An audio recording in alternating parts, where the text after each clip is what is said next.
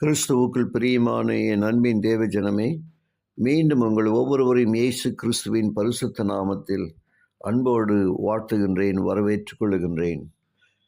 என்றும் நாம் ஒரு புதிய தலைப்புக்குள்ளாய் தேவ ஆலோசனைக்குள் கடந்து போக தேவன் கிருபை செய்வாராக. விடுதலை என்கிற தலைப்பின் கீழாக யாத்ராகமம் 5-15 அதிகாரம் அடிப்படையில் நாம் ஒரு சில காரியங்களை தேவ சமூகத்தில் கற்றுக்கொள்ள தேவன் கிருபை செய்வாராக. ஆம், கிறிஸ்துவுக்குள் பிரியமானவர்களே, தேவனுக்கு எதிராக கலகம் செய்கிறவர்கள் மிக அதிகமாக இருக்க போகிறதிலும், தேவனுக்கு சொந்தமான அவருடைய ஜனம் எப்போதுமே இருந்து வருகிறார்கள் என்பதை நாம் புரிந்து கொள்ள வேண்டும். உதாரணமாக, நோவா காலத்தில் 8 பேர் மாத்திரமே பேழைக்குள் சென்றார்கள். வெள்ளத்திலிருந்து தப்பும்படி அந்த பேழையை கட்டுமாறு நோவாவிடம் தேவன் சொல்லியிருந்தார்.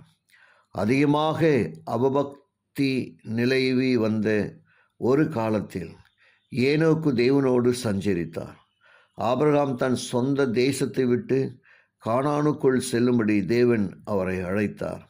பின்னர் அவருடைய சந்ததியார் கானானில் வாழ்ந்தார்கள். ஒரு பஞ்சத்தின் போது எகிப்திற்கும் சென்றார்கள். எகிப்தில் அடிமைகளாக்கப்பட்டார்கள்.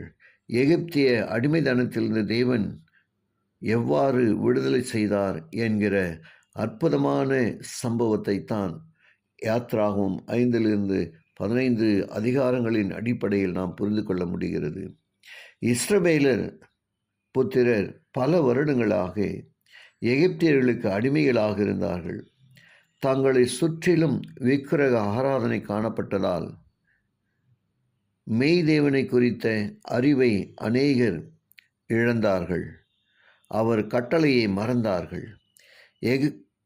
எகிப்தியரோடு சேர்ந்து சூரியனையும் சந்திரனையும் நட்சத்திரங்களையும் மிருகங்களையும் மனிதர்களின் கை கிரியைகளான சொரூபங்களையும் அவர்கள் தொழுதார்கள்.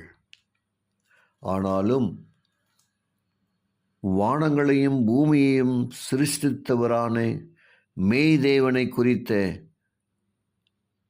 அறிவை பாதுகாத்து வந்த சிலர் எபிரேயர் மத்தியில் இருந்தார்கள். இந்த உண்மையுள்ள மக்கள் வேதனை அடைந்தார்கள்.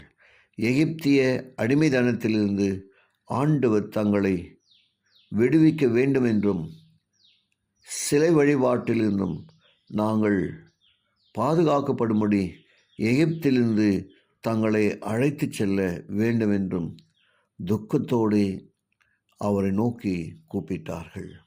ஜெபிப்போமா. கிருபையுள்ள நல்ல பிதாவே, உமக்கு நன்றி சொல்கிறோம்.